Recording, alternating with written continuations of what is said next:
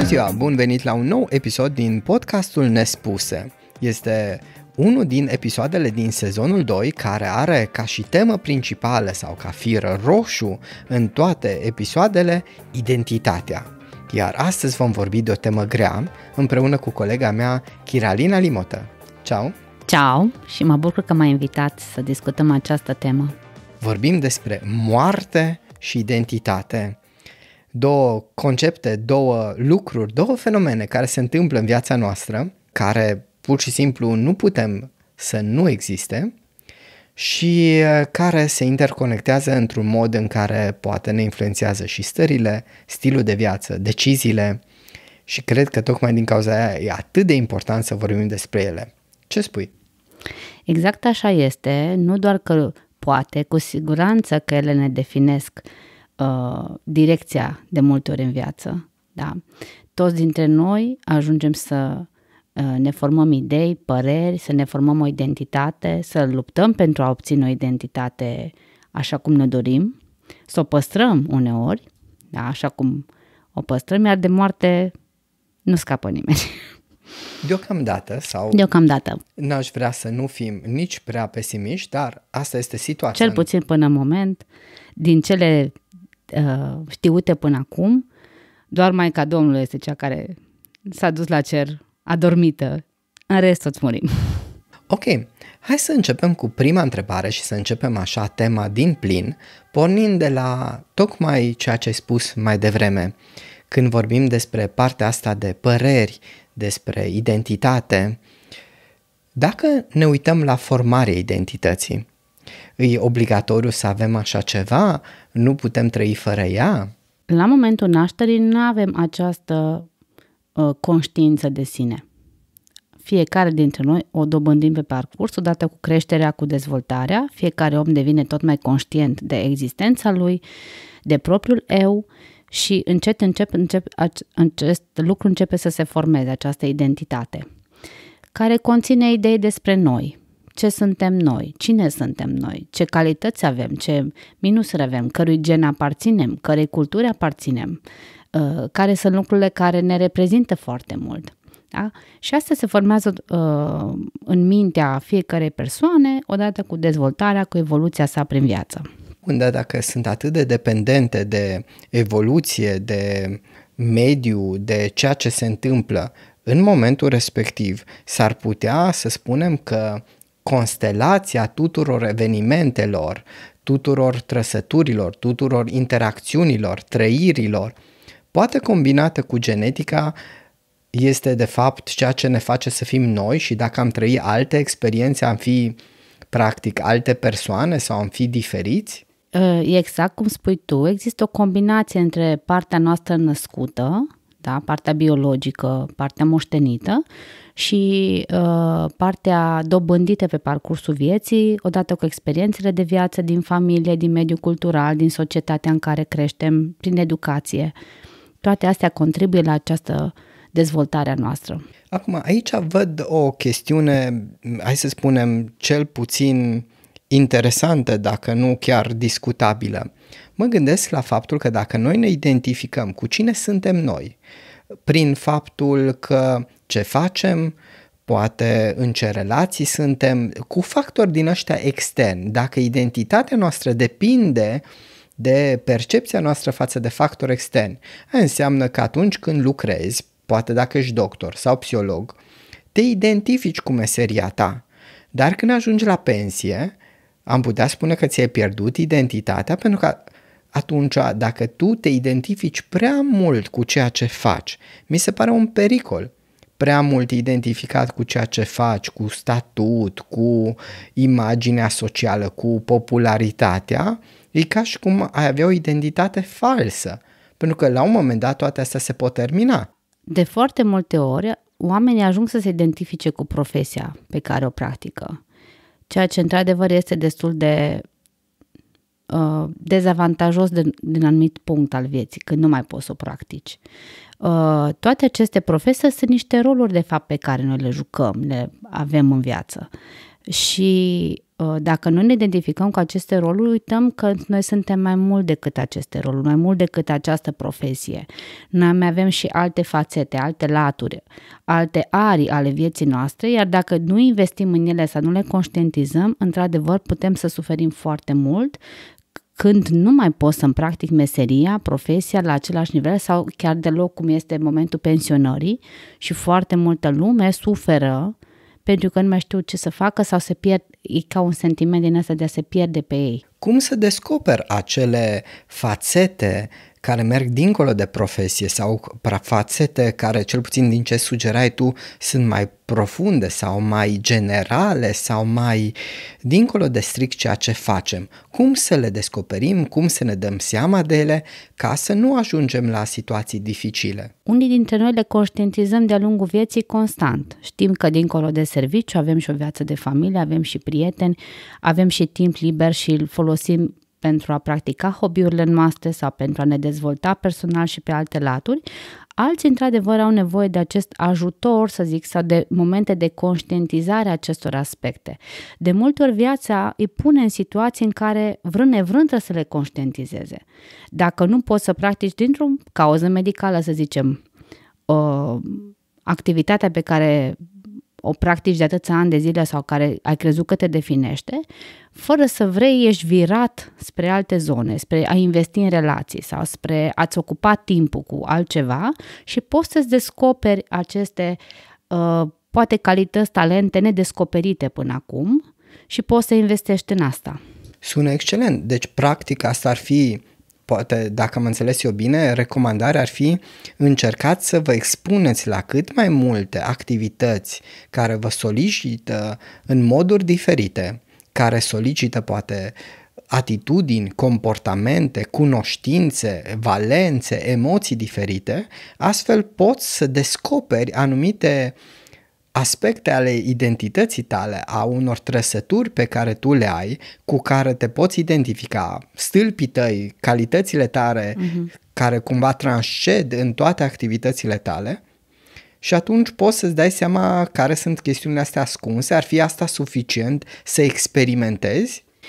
Pentru unii poate ar fi suficient, pentru alții ar fi nevoie de mai mult, însemnând că unii chiar se confruntă cu niște probleme de sănătate emoțională sau dezechilibre emoționale atât de mari când sunt în astfel de situații, că au nevoie de ajutor specializat, și aici intervine rolul nostru a consilierilor, terapeuților care putem să-i ajutăm pe astfel de clienți. Da exemple de probleme la care te referi? Da, de foarte multe ori, de exemplu în pragul pensionării, persoanele au ca un soi de criză existențială. Da? Interesant. Nu știu ce o să facă după. Sau în momentul când copiii pleacă de acasă, se trezesc cu sentimentul acela de cuib gol și ca mamă este foarte greu să-ți găsești alte activități, când scopul tău principal, poate până în acel moment, a fost creșterea copiilor sau ți-ai proiectat tu prin proprii tăi copii. Asta înseamnă că acea persoană și-a văzut identitatea prin prisma rolului de mamă. Da. Și atunci este foarte greu să îi lași să plece și sau dacă au plecat, să te adaptezi tu la viața de după plecarea lor și să-ți găsești un sens, să dai un sens vieții tale, să găsești alte activități sau să-ți construiești o altă latură a personalității, să o dezvolți pentru a putea să fii bine. Aia înseamnă că asta ar trebui să ai mai multe roluri cu care te poți identifica și să o faci preventiv pe parcursul întregii vieți, ca să nu ajungi în acele momente de pensionare sau de, eu știu, schimbare a mediului, unde datorită altor factori, poate și pe parcursul vieții, nu numai la pensionare, adică numai la vârsta respectivă se pot întâmpla aceste switch-uri. Sigur. Când pierzi un loc de muncă, când nu-ți găsești un loc de muncă în care ai investit foarte mult, după un divorț, pierzi persoane dragi, poți să ai astfel de suferințe, de crize existențiale, nu mai știi ce să faci mai departe cu tine și cu viața ta. Practic, crezi că atunci când identitatea noastră pe care o formăm așa cum o formăm este zdruncinată, e obligatoriu să ajungi la o criză existențială, că cumva de 2-3 ori ai punctat acest lucru ca și efect posibil când se zdruncină imaginea ta față de tine, de fapt. Obligatoriu nu este, dar multora ni se întâmplă. sau li se întâmplă în viață, să ajungă să stea de vorbă cu ei înșiși și să conștientizeze că, de fapt, trebuie să ia o altă turnură viața lor din momentul respectiv. Asta ar suna excelent. Stai un pic.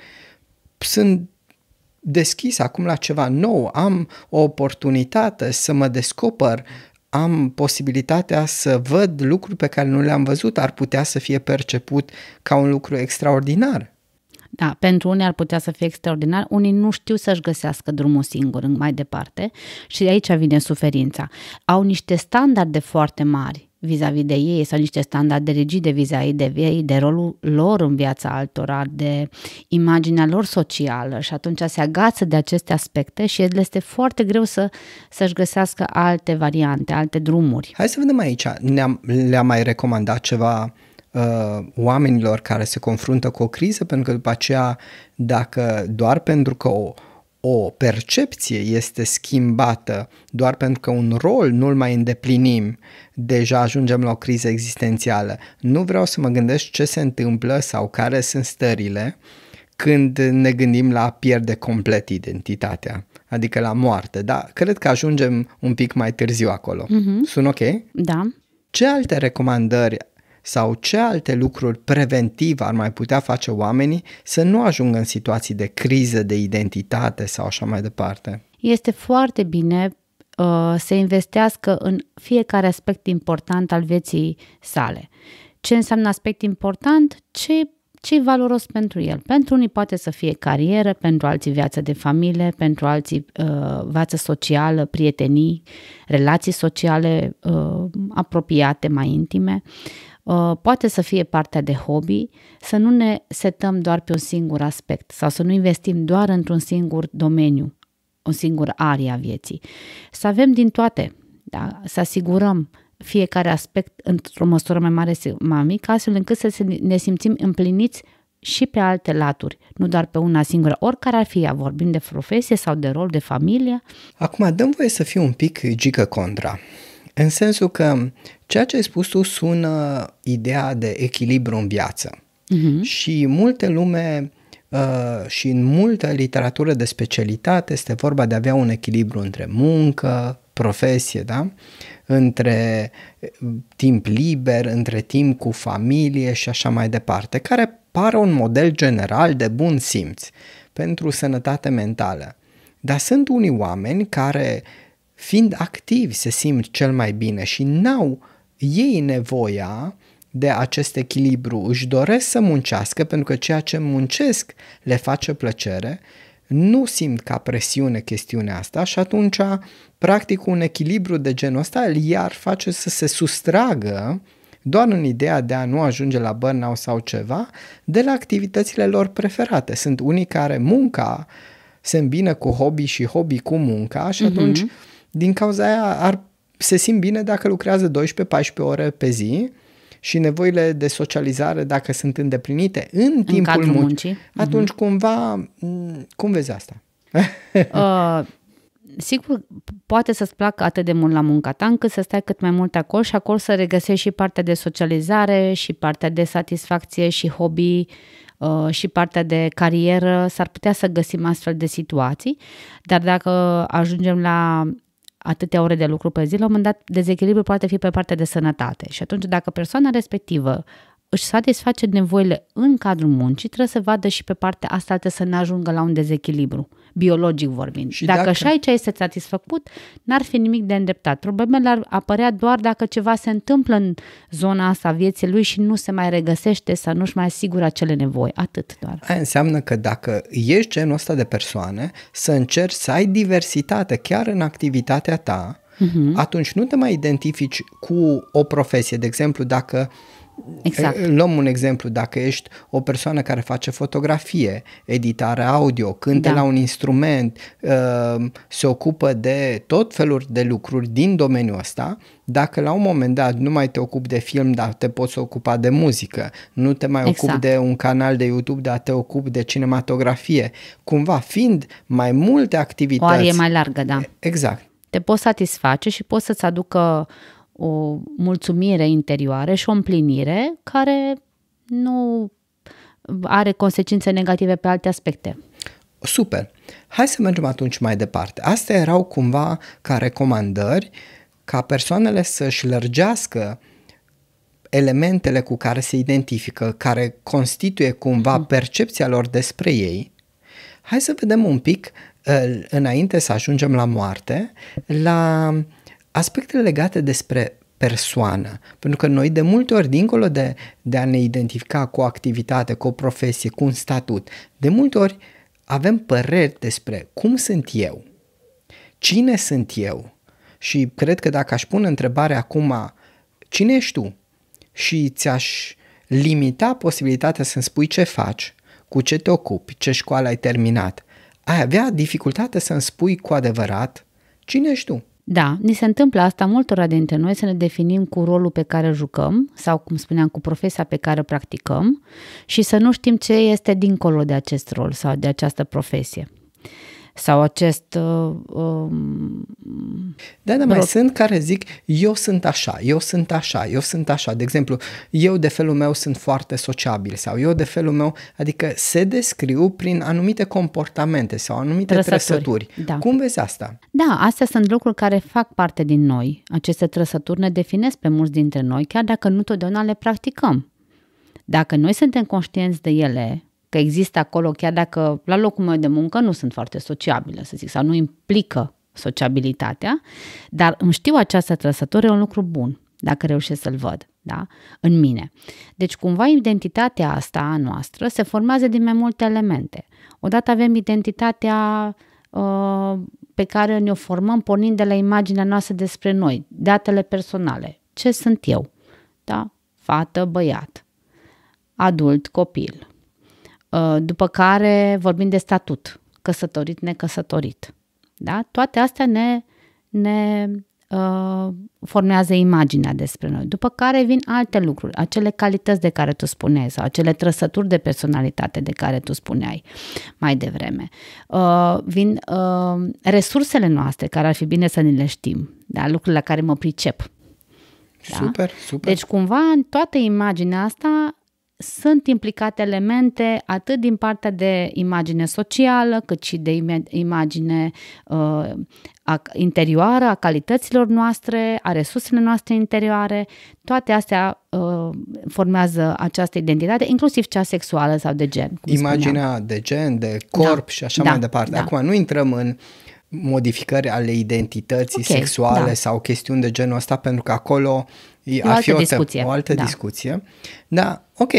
Acum, elementul la tot ceea ce am discutat până aici este cumva subiectivismul. Dacă ne uităm din tot ce mi-ai spus tu, îmi sugerează că identitatea noastră, imaginea noastră față de noi, se bazează pe unele lucruri subiective. Ea, teoretic, din ce îmi spui tu, s-ar putea schimba, ne-am putea vedea diferit, ne-am putea identifica cu lucruri diferite, ne-am putea descrie pe noi diferit. Ceea ce înseamnă că este o chestiune foarte dinamică. Oare rămânem cu același sens de identitate toată viața sau pe parcursul vieții, de fapt, noi astăzi nu suntem aceeași persoană care am fost acum 10-20 de ani? Oare există un fir constant pe parcursul vieții noastre sau sunt doar amintirile care este firul roșu și noi de fapt ne tot schimbăm identitatea în funcție de mai mulți factori? Sigur că identitatea poate să varieze de-a lungul vieții, dar totdeauna rămâne un eu al nostru acolo. Nu totdeauna îl conștientizăm, dar avem în conștiința noastră acea constantă, care e acolo cu noi tot timpul și care ne face să ne raportăm la noi constant în același fel. Cum e aia? Vreau o descriere. Dacă luăm abordarea terapeutică ACT, să zic așa mai... Acceptance and Commitment Therapy sau terapia prin acceptare și angajament.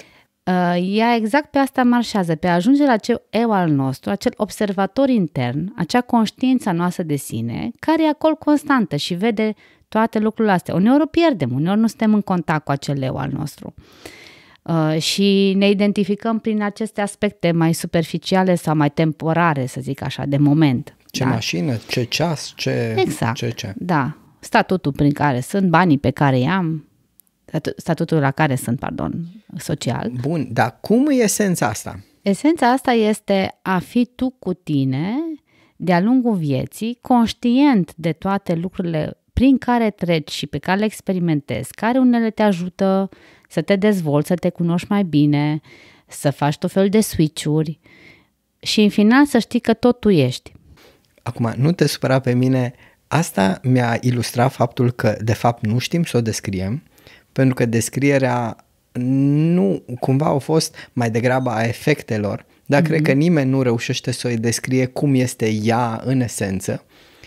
Dar poate tocmai din cauza asta e interesant de ce suntem atât de temători la ideea de a o pierde, la ideea de moarte și ce impact are asta, cum ne influențează viața, pentru că dacă este o chestiune subiectivă, înțeleg că este un fir roșu, moartea are impactul pe care îl are asupra noastră predominant prin starea de teamă față de ea. Cum vezi tu asta? Da, teama de moarte este omniprezentă, toți o avem, sub diverse forme. Unii o conștientizăm și o trăim în mod direct, la alții se manifestă în mod indirect. De copii pot să apară temeri. Din copilărie putem avea conștiința asta a morții, pentru că vedem de la o anumită vârstă și suntem conștienți că în jurul nostru dispar animalul de companie, o cunoștință, auzim discuții, vedem la știri și începem să conștientizăm. De-a lungul vieții ea poate să devină mai acută și chiar să creeze probleme de sănătate multor persoane. Poate să îmbrace diferite forme, să nu fiu conștient că mi-e teamă de moarte, dar să am tot felul de alte frici. Ca de exemplu? De exemplu, cum este în cazul fobiilor. Mi-e teamă să mă expun unei situații periculoase pentru că consider că acea situație ar putea să-mi facă rău, dar de fapt în spate este teama mea că acel rău duce la moartea mea. Ok, deci practic așa poți descrie că de la agorafobie până la anxietate generalizată și atacuri de panică ar putea să aibă subsidiar anxietatea, teama de moarte. Da. Și dacă întrebi și pui întrebările potrivite acestor persoane, își dau seama că de fapt asta este cea mai mare problemă, le este teamă să moară și la fiecare poate să apară din diverse motive teama de moarte. Pierderea acestei identități, teama de necunoscut, persoane credincioase se gândesc la judecata de apoi sau pierderea familiei poate să fie o altă teamă, de fapt, care să stea în spatele temei de moarte. Cum le gestionăm pe acestea? Pentru că la urma urmei, teama asta de moarte, hai să presupunem că ea va rămâne actuală în viața tuturor, manifestată direct sau indirect, la urma urmei nici nu vorbim să dispară, ci cum o facem să o ținem sub control astfel încât să nu ne ducă la crize de identitate, la somatizări, la tulburări anxioase sau altfel de probleme care, fie ele psihice sau de altă natură decizionale, care ne pot afecta. Din punctul meu de vedere, esența vieții este tocmai ideea de moarte. Dacă ascultăm, te rog, detaliază. Dacă ești conștient că viața este finită, îți trăiești într-un fel viața astfel încât să nu ai atâtea regrete când ajungi la momentul final. Dacă duci o viață bună, poți să mori bine. Adică poți să înveți să mori bine dacă trăiești bine. Asta înseamnă că, ducând o viață cu sens... Cum arată asta? În care vrei să dai un sens vieții tale făcând lucruri care să te împlinească pe tine ca persoană, și aici putem vorbi de varia lucruri, depinde ce sens își găsește fiecare, poți să ai o moarte mai liniștită, să accepti ușor ideea de moarte. Nu că nu o să ai nicio frică, dar este mai tolerabilă. E dureros să te gândești la moarte, nu e ușor pentru nimeni. Și cu cât se apropie momentul, cu atât probabil că fricile cresc mai mult sau durerea e mai puternică. Dar având o viață cu sens, o viață împlinită, este mai ușor. Cum explici acest lucru sau de ce crezi că este mai ușor? Pentru că la urma urmei, dacă legăm de identitate, Indiferent cum îți trăiești viața, moartea ar însemna, teoretic, pierderea identității.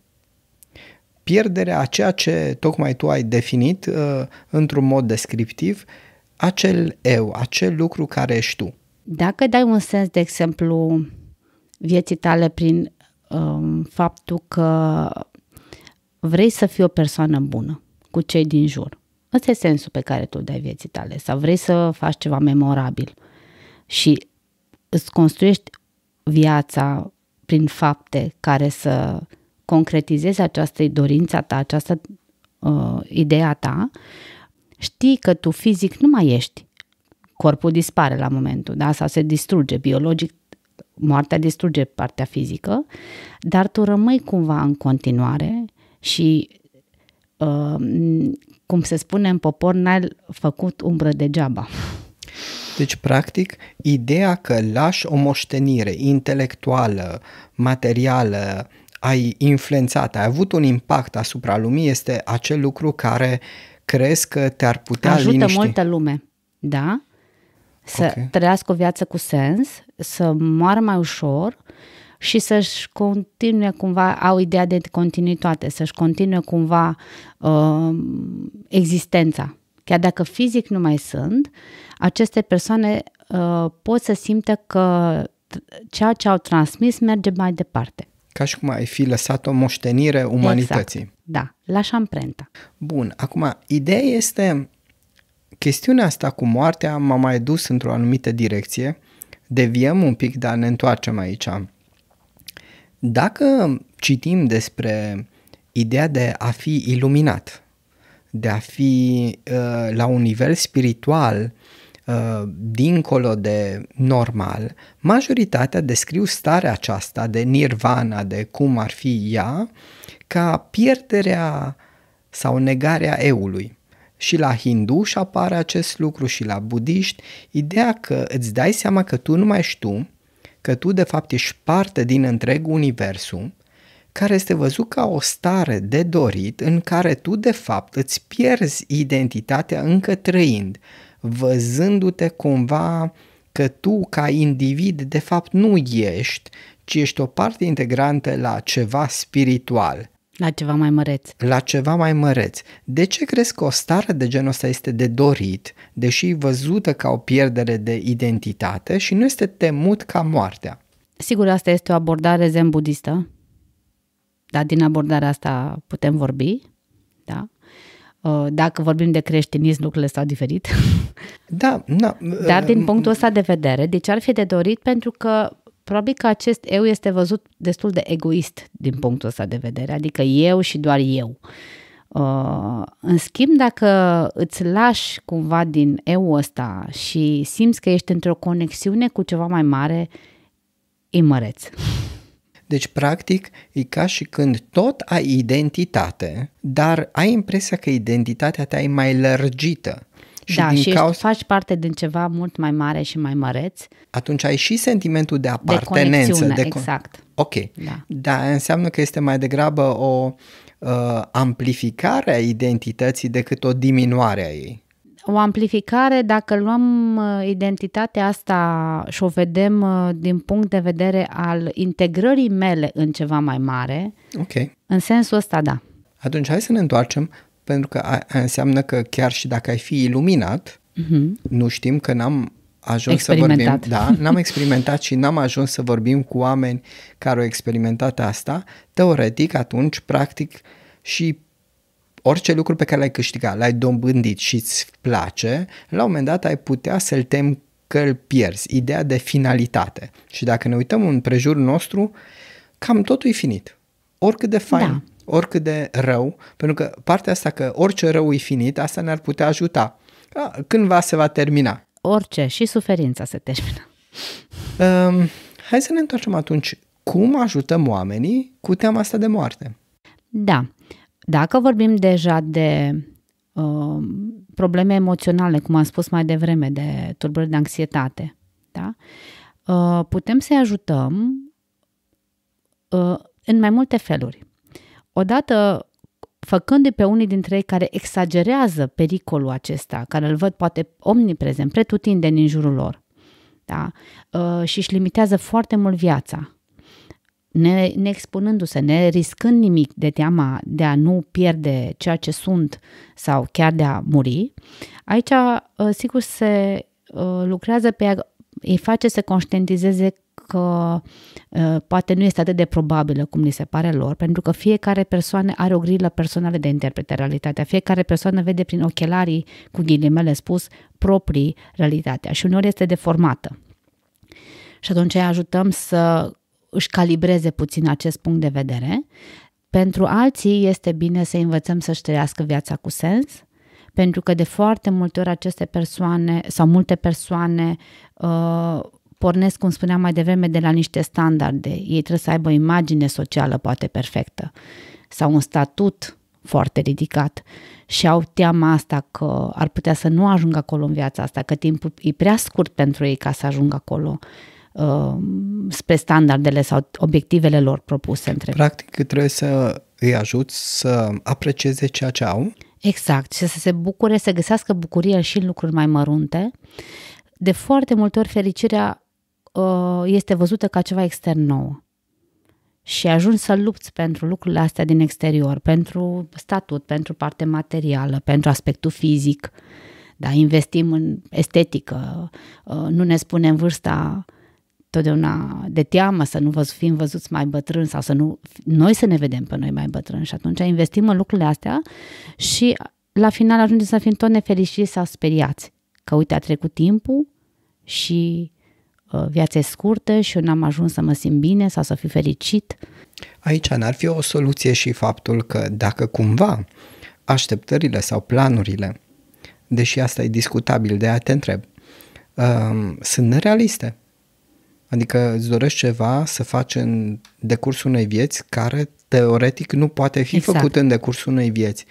Cât de moral sau cât de etic ai vedea faptul să îl faci pe un om să-și reajusteze așteptările? Pentru că la urma urmei sunt așteptările lui. Nu știu dacă e rolul nostru să intervenim, să-i spunem ce să-și dorească. Da, întreb. Că tot am vorbit de zen budism, îi spun că suferința stă în dorință.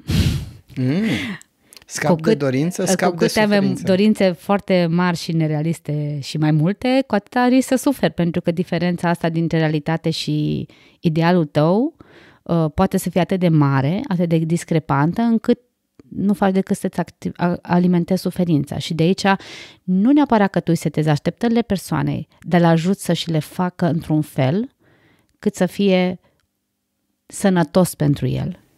Bun, dar în societatea noastră în care trăim, societatea aceasta vestică, bombardată de marketing, care are rolul să-ți genereze dorințe, economia bazată pe creștere și pe consum, cum să faci asta? Pentru că, teoretic, aici nu merge pe ideea meditez, îs mulțumit cu ceea ce sunt, îmi limitez, ca să merge spre stoicism, poate stoicii erau singurii din societatea noastră vestică sau minimalismul ca nou curent. Dar uite-te, minimalismul ca nou curent de a trăi cu minim resurse nu prea e foarte popular în societatea noastră, decât la nivel de, aș putea spune, laudă. Da, practic, nu știu, câți cunoscuți ai tu care trăiesc la nivel de minimalism? Nu cunosc. Eu am unul singur. Da. Deci, da, ceea ce spunem noi aici e ca și când ai înnota contra curentului. Da, de-aia întreb. Da, și nu este ușor să faci omul să conștientizeze că viața nu înseamnă doar bunuri materiale, doar excursii luxuriante sau în locuri... Da, dar vecinul asta face. Asta face și atunci aici trebuie ajutați oamenii ei să-și dea seama de ce sunt ei, nu doar de ce au ei sau de ce fac ei. A nu se confunda ceea ce sunt cu ceea ce fac și cu ceea ce am. Sunt lucruri diferite. Foarte profund. Și atunci dacă ei își dau seama că existența lor poate să nu depindă în așa mare măsură de aspectele astea externe și să se conecteze mai mult cu esența, să-și facă relații sociale sănătoase, pentru că și asta diminuează anxietatea morții, conexiunea. Și de asemenea studiile ne arată că Persoanele cele mai longevive sunt persoane care au avut conexiuni sănătoase în viața socială, nu cele cu colesterol mare, nu cele cu statut social sau cu bani mulți, ci cele care au conexiuni sănătoase. Asta îi face să fie mai împliniți și să fie și mai longeviți. Asta este una dintre soluții și cu asta îi ajutăm noi în cabinet pe mulți oameni. Să-și dea seama, să se cunoască ei pe ei și să-și dezvolte potențialul, să devină proprii arhitecți ai destinelor lor, chiar dacă asta înseamnă de multe ori să noți contra curentului sau să faci față valurilor. Ok.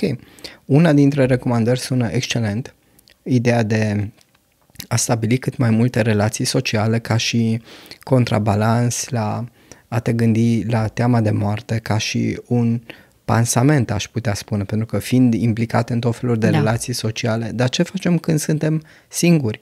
Pentru că, ok, toate aceste lucruri poate să funcționeze ca pansament, dar poate cum am merge spre a accepta ideea de moarte, pentru că nu aș vrea să mergem doar spre recomandări de distragere a atenției, recomandări de fugă față de teamă, ci pur și simplu să ajungem acolo să ne gândim la moarte cu cel mai înalt nivel de confort posibil sau cel mai mic nivel de disconfort posibil. Da. Dacă suntem o persoană care avem o credință religioasă puternică, lucrurile aici sunt mai simple. Pentru unii, cel puțin cei care cred în viața de după, indiferent de ce formă de religie vorbim, care au perspectiva unei vieți de după, este mai ușor. Pentru că aceste persoane știu că toate aceste lucruri nu se termină aici. Da? Adică chiar și dacă suferi, suferința asta se va termina și poți să trăiești o altă viață dincolo. Dincolo însemnând pentru oricine altcineva, adică diferit pentru fiecare în parte. În creștinism vorbim de viața de apoi, da? De rai iad aici, da? Purgatorul la catolici. În alte în alte religii vorbim de marele univers și de contopirea cu energia universală, da? Fiecare cu abordarea lui. Din perspectiva asta, religia este foarte utilă. Pentru că facilitează cumva trecerea și sensul. Știi că și dacă aici suferi, are un sens pentru mai târziu. Având în vedere că acum noi trăim într-o epocă unde tendința este una seculară, tendința este, nu mai țin minte, cred că Japonia, am văzut statistică, peste 60% agnostici. Da. Cum ajutăm acei oameni care n-au nicio credință religioasă tradițională și poate în cel mai bun caz cred într-un intelligent design sau ceva de genul ăsta? Cum îi ajuți pe acei oameni la care nihilismul, ideea de ai murit, s-a terminat, ceau, pa? Și aici este o variantă destul de acceptabilă pentru ei, însemnând că dacă știi că viața este finită, la fel și conștiința ta este finită. Adică în momentul morții nu mai știi nimic ce se întâmplă după. Cum n-ai știut de dinainte de naștere ce s-a întâmplat, așa nu vei ști nici ce se întâmplă după. Deci în momentul când ești mort nu mai ai conștiință, deci nu mai suferi. Atunci asta sună ca și cum moartea ca o consolare, ca și o scăpare de suferință? Dacă pentru el a fost până atunci suferință, da. Și dacă a fost fain? Să trăiască fain până la capăt. Adică pur și simplu n-ai alt argument decât acceptă că ăsta e finitul și scoate maxim acum. Exact, da. Adică mi se pare mai greu de digerat totuși decât... Da, dacă vorbim de persoane care consideră că la momentul morții sau după momentul morții nu se mai întâmplă nimic. Hai să mai luăm încă un caz. Vorbim de ideea de reîncarnare. Da. Dacă vorbim de ideea de reîncarnare, nici aia nu sună foarte optimist din punct de vedere al identității. Pentru că dacă cineva moare și se reîncarnează, identitatea esențială atunci, ea tot pierde, pentru că în următoarea viață nu-și aduce aminte. Și chiar dacă mergem la ideea de încheierea ciclului de reîncarnări sau samsara sau cum îi spune, da? Tot ajungem la ideea că ființa aceea care va fi la sfârșitul tuturor acelor vieți va avea atâtea identități în interior încât identitatea care a avut într-o viață va fi nesemnificativă sau neimportantă. Și atunci, automat, acolo cum se liniștesc oamenii? Pentru că aia este o credință religioasă care poate pe unii liniștesc, dar ideea este acolo exact ca și cum ai muri. Foarte multe detalii din această abordare nu am personal, n-aș putea să dau foarte multe, dar mă gândesc că fiecare viață trăită aduce un plus acelei persoane. Cu fiecare viață trăită nouă, îmbogățești ceva la eul tău. Și cred că asta e o variantă care poate pe mulți ar ajuta. Ok. Pentru că ciclul se încheie când ești în starea de împlinire. Bun, dar aia înseamnă că în acel caz starea de bine, de împlinire e mai importantă decât memoria, identitatea. Exact. Oare asta n-am putea folosi ca și argument?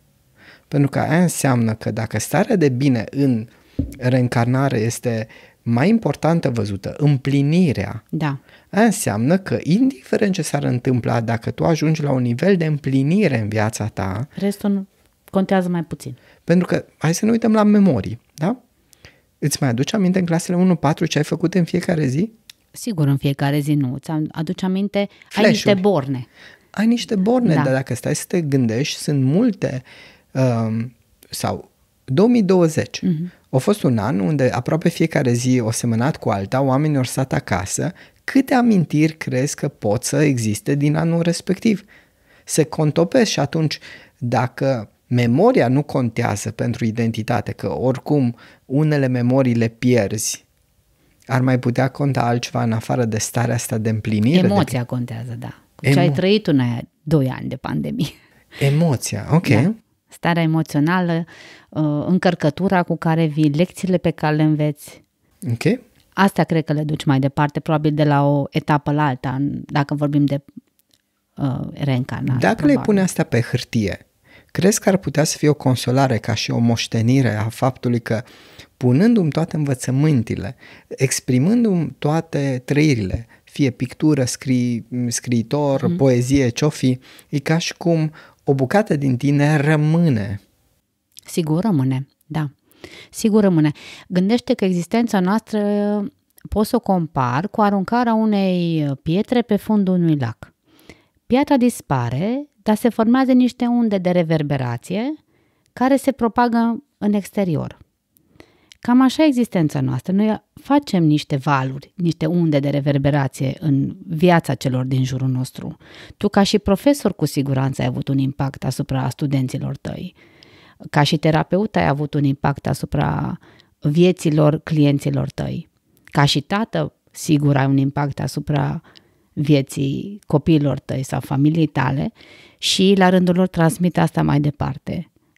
La astfel de unde mă refer. Sună excelent. Hai să mergem mai încă la un caz și după aceea ne mai uităm un pic la conexiunea asta dintre identitate și moarte. Sunt unii oameni care, datorită mediului, datorită educației, datorită multor factori, nu vreau să îi scuz, nu vreau să-i acuz, pur și simplu doar descriu. Nu reușesc pe parcursul vieții să lase o amprentă de niciun fel. Sunt, dacă luăm tot așa, ca o frunză în vânt. Pur și simplu se duc în stânga și în dreapta. Sunt unii oameni de genul acesta. Ce consolare poți să le dai acestor oameni? Pentru că pentru ei, pentru identitatea lor, ei contează, ei sunt actorul lor principal în viața lor. Ei sunt cei mai importanți pentru ei ca și oricare alt om, indiferent de valurile pe care le-au făcut. Dacă spui de ajutor, înseamnă că ei sunt într-un moment în care cer ajutorul Nu neapărat. sau conștientizează că se cam termină viața și că n-a reușit mai nimic. Dar mai au ceva timp, niciodată nu-i târziu. Niciodată să nu ne referim la o persoană doar prin vârsta lui, pentru că zilele nu le alegem noi, ne sunt date, știm că la un moment dat se va încheia, dar contează cum facem această călătorie. Și călătoria asta, dacă n-am parcurs-o, cum mă spuneai tu, uitându-mă în spate, nu văd mare realizare sau mare amprentă lăsată, pot să o fac de acum încolo și chiar dacă sunt pacient pe patul de moarte, să zic, într-un caz de boală terminală, poate singurul lucru bun într-o boală din asta terminală, când știi că zilele ai finite, este exact timpul rămas cu cei dragi pe care tu poți să-l faci altfel decât dacă ai muri accidental, să zicem. Poți să-ți drămuiești timpul ăsta rămas și să-l faci un timp de calitate, un timp de valoare. Poți să-ți găsești un sens dacă n-ai avut un sens până la momentul respectiv și sensul poate să fie în a învăța pe ceilalți ce n-ai făcut tu, de exemplu, a transmite din experiența ta de viață, poate aia negativă, da? Sau din lecțiile neînvățate. Da? Sună foarte... Și atunci aceste experiențe pot să fie un model pentru cei din jur. Studiile ne arată că persoanele care sunt deja în fază terminală și înaintea acestei finalități sau treceri, da, depinde cum o privim, au un mare regret că au muncit prea mult. Dacă ei spun asta, probabil că uitându-se în urmă își dau seama că au investit prea mult în partea de muncă și au neglijat partea de relații, de hobby, de timp liber, de aspectele de sănătate. Hai să învățăm din asta, da? Și putem noi la rândul nostru să, ca și profesioniști și ca și membri ai familiei noastre, să perpetuăm asta în viața noastră, să nu avem astfel de regrete. Și dacă sunt persoane care sunt în fața acestei treceri sau acestei finalități în fața morții, să-i ajutăm să o facă într-un mod demn sau într-un mod transmitând înțelepciunea lor celor din jur sau chiar învățând cum să moară liniștit în conexiune cu alții, pentru că pe lângă că oricum te sperie necunoscutul și ce se întâmplă, și ideea de singurătate în fața morții este o idee care sperie pe multă lume și atunci cum anume pot să se conecteze cu cei din jur, cu cei care trec prin situații similare, cu familia lor, să-și lase lucrurile în ordine. Cred că ăsta e singurul plus pe care o boală de așa natură poate să ți-l dea, că te lasă să te gândești un pic diferit și să-ți pui lucrurile la punct. Să te pregătești. Bun, sună foarte interesant, adică cel mai interesant lucru pe care o perspectivă optimistă, că niciodată nu e prea târziu. Absolut. Pe de cealaltă parte, cumva ai scos în evidență că amprenta valurile nu trebuie să fie neapărat de o chestiune de moștenire vizibilă din exterior, ci poate să fie suficient faptul că ai avut conexiuni și oricum ai influențat alți oameni într-o direcție sau alta. Deci, practic, ce-mi sugerezi tu că nu prea ai cum să nu fie avut valuri. Categoric, adică important e omul să și le conștientizeze, să-și dea seama ce a lăsat, ce amprentă a lăsat. Și știi cum poți să-ți dai seama? De exemplu, te duci la o întâlnire de 20 de ani sau 30 de ani de la terminarea liceului și vine un coleg și spune, mai ții minte că mi-ai spus chestia aia sau aia la altă și tu nici nu ți-ai adus aminte? Sau tu ca și profesor, eu am predat, da? Vine un elev și ne spune că ce impact ai avut și poate nu-ți amintești lecția sau sfatul pe care l-ai dat la ora respectivă și de acolo încolo poate le ajuta să se lumineze, să-și clarifice niște lucruri, să ia niște decizii. N-avem de unde să știm toate astea, dar putem presupune că fiecare persoană are astfel de momente în viață și astfel de memorii, da? Astfel de impact și important să-l conștientizeze ca să-și dea seama că, da, fizic nu mai suntem, dar rămânem cu cei din jur și cred că totuși nu se încheie din punctul meu de vedere lucrurile chiar aici. Există un principiu în fizică care spune că nimic nu se câștigă, nimic nu se pierde, totul se transformă. O să vedem în ce. Asta sună de asemenea foarte optimist. Din punct de vedere fizic este 100% corect. Oricum sunt multe lucruri care chiar acum sunt zdruncinate ca teorii din fizică cu ultimele descoperiri. L-așteptăm pe cei din fizica cuantică să ne lămurească și mai mult, oricum nu se exclud. Da, și chestiunea asta cumva poate sugera că la un moment dat poate vom avea și anumite dovezi științifice despre ce și cum se întâmplă. După ce nu mai suntem fizic. Din punct de vedere energetic, exact. Dacă spiritual. Există. Da. Ok, bun. Mi se pare foarte interesant tot ceea ce mi-ai spus, ce ne-ai spus ascultătorilor și mie și ideea asta am putea să o detaliem destul de mult și partea cu identitatea și partea cu moartea. Ar mai fi o singură idee care aș vrea să o detaliem și după aceea cred că am putea face un rezumat. Ideea că poate sunt unii oameni la care nu le frică de moartea efectiv, ci de suferința de dinainte. Vorbeai despre oameni cu bolnavi în fază terminală și așa mai departe, care de cel mai multe ori înseamnă suferință la nivel foarte, foarte mare. Cum vezi asta? Pentru ei, și asta am întâlnit personal, moartea este o eliberare. Și frica de moarte se diminuează foarte mult. O boală de genul ăsta te face să-ți tratezi anxietatea de moarte.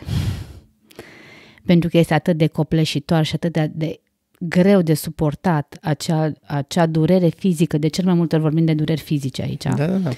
încât vezi moartea ca o ușurare, ca o eliberare. Și asta simt și familia, simt și cei din familia celui care pleacă după o astfel de perioade de suferință. Se simt, chiar dacă le este dor, îi doare pierderea, se simt eliberați, cumva ușurați că acea persoană dragă nu mai suferă. Deci cumva pentru ei cred că este mai simplu decât pentru noi care nu avem astfel de suferințe.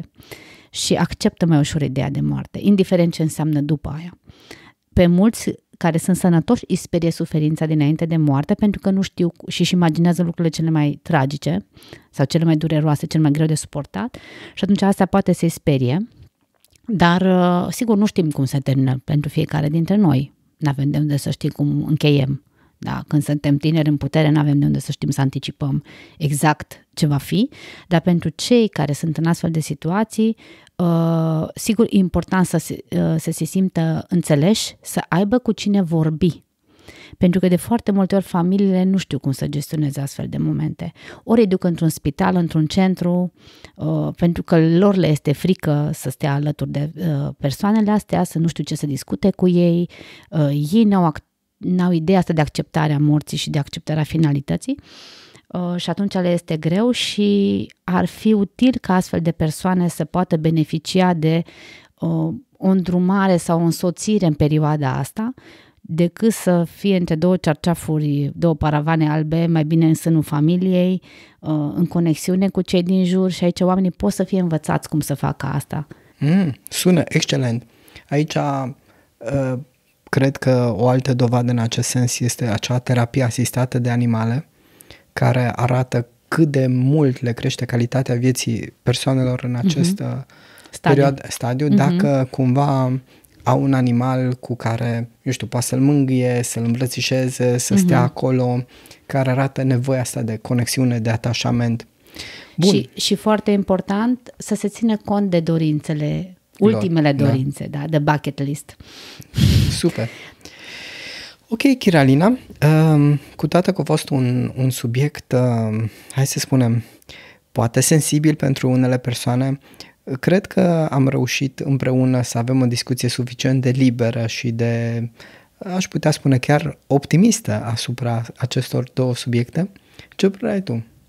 Sper să fi fost de folos discuția noastră oamenilor, ascultătorilor noștri. Într-adevăr, este singura certitudine a vieții, faptul că murim. Restul sunt variabile, nu știm, ne căsătorim, nu ne căsătorim, facem școală, nu facem școală. Sunt lucruri care nu sunt obligatoriu să se întâmple. Asta este singura certitudine și este bine să o avem în vedere, pentru că cu cât o conștientizăm la un nivel mai profund, cu așa ne putem crește calitatea vieții, putem trăi frumos, putem trăi împlinit, putem să ne dezvoltăm potențialul sau să ne dăm un sens, astfel când ajungem acolo să fim împăcați și liniștiți cu ceea ce am făcut, că nu știm dacă mai venim sau nu. Și cumva, dacă moartea ne distruge fizic, ideea de moarte ne poate salva. Ok. Foarte profund. N-aș mai avea nimic de adăugat aici. Îți mulțumesc foarte mult pentru că ai acceptat această invitație. Și eu mulțumesc.